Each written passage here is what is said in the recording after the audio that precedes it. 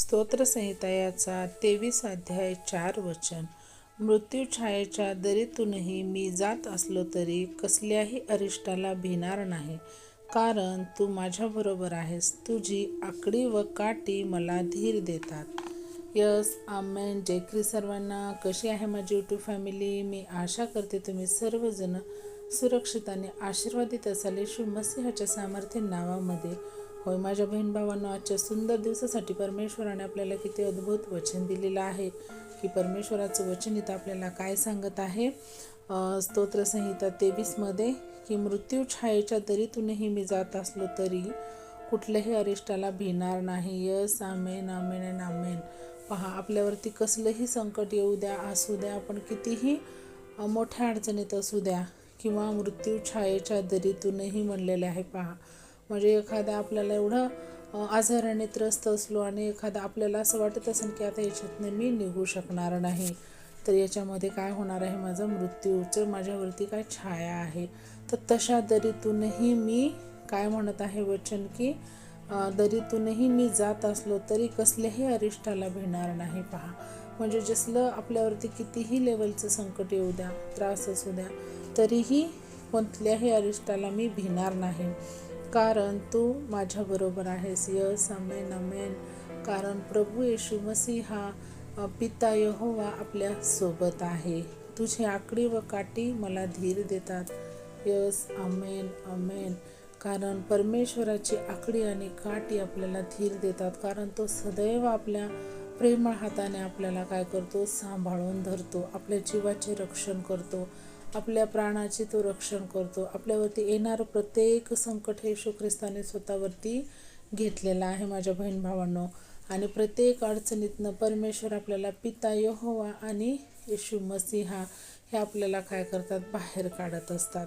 आणि म्हणूनच आपण काय, आपल्याला कसल्याही अरिष्टाची काय आपल्याला भीती वाटत नाही, कारण आपला जगाचा उद्धार करता, आपला उद्धार करता हा आपल्या सोबत आहे. आणि त्याची आकडी व काठी हे आपल्याला काय करतात, धीर देतात.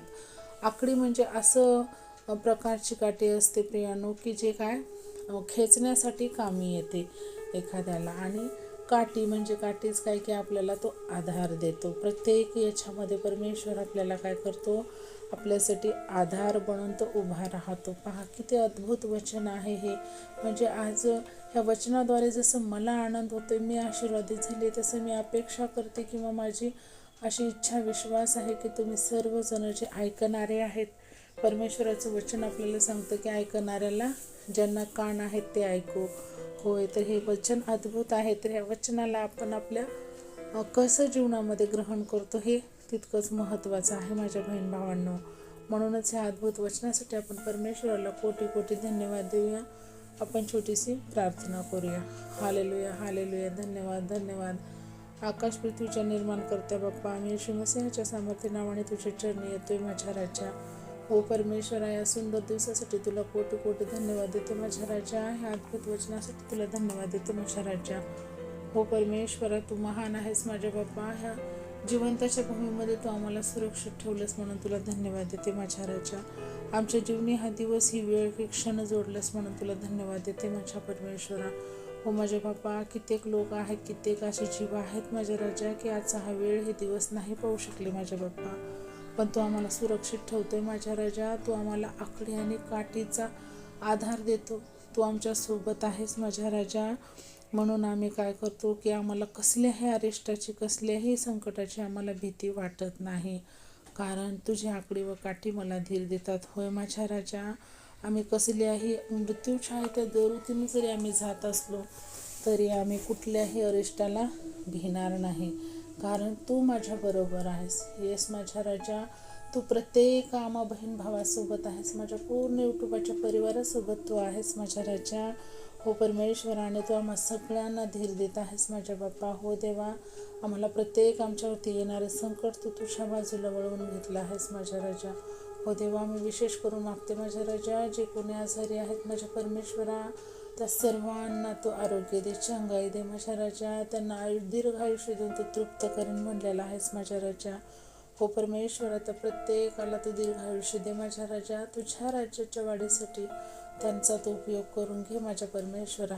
प्रत्येक एका आत्म्याचा तू उपयोग तुझ्या राज्याच्या वाढीसाठी करून घे माझ्या राजा. हो देवा, हे जीवन दिल्याबद्दल तुला धन्यवाद देते माझ्या राजा. प्रत्येक माझ्या बहीण भावांचं जे कोणी कर्जात असतील परमेश्वरा, त्यांचे कर्ज तू मोकळे कर माझ्या राजा. त्यांचे बंधन त्यांचे तू आजाद कर माझ्या परमेश्वरा. हो देवा, जे कोणी दुष्ट आत्म्याने ग्रस्त असतील माझ्या परमेश्वरा, त्या सर्वांना तू छंगाई दे माझ्या राजा. कारण दुष्ट तुझ्या पुढे थांबू शकत नाही माझ्या बापा. हो देवा, कारण त्याची पात्रता नाही माझ्या राजा तुझ्या समोर थांबण्याची. तू महान असा परमेश्वर आहेस, तुला सर्व काही शक्य आहे माझ्या देवा. हो परमेश्वरा, अजून विशेष करून मागते माझ्या राजा की आम्हा सर्वांना तू आशीर्वादित ठेव माझ्या बाप्पा. ज्यांच्यापर्यंत अजून तुझ्या वचनाची तुझी सुवार्ता गेली नाही माझ्या राजा, त्या प्रत्येक अशा माझ्या बहीण भावापर्यंत तुझं वचन जाण्यास तू मला सहायता आणि मदत कर माझ्या बाप्पा. हो देवा, ज्यामुळे त्यांचं सुद्धा तारण होईल माझ्या राजा. कारण प्रत्येक प्राण आत्मा वाचवल्या जावा हे अशी पित्याची इच्छा आहे माझ्या बाप्पा.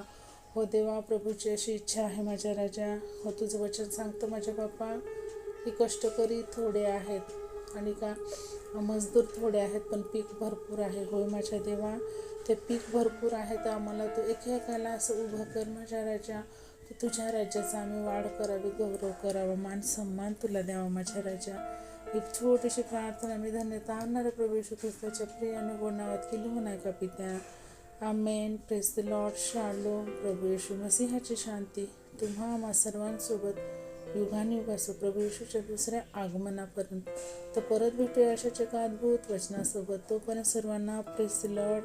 जय ख्रिस्ट. शालोम. God bless you all and thank you so much.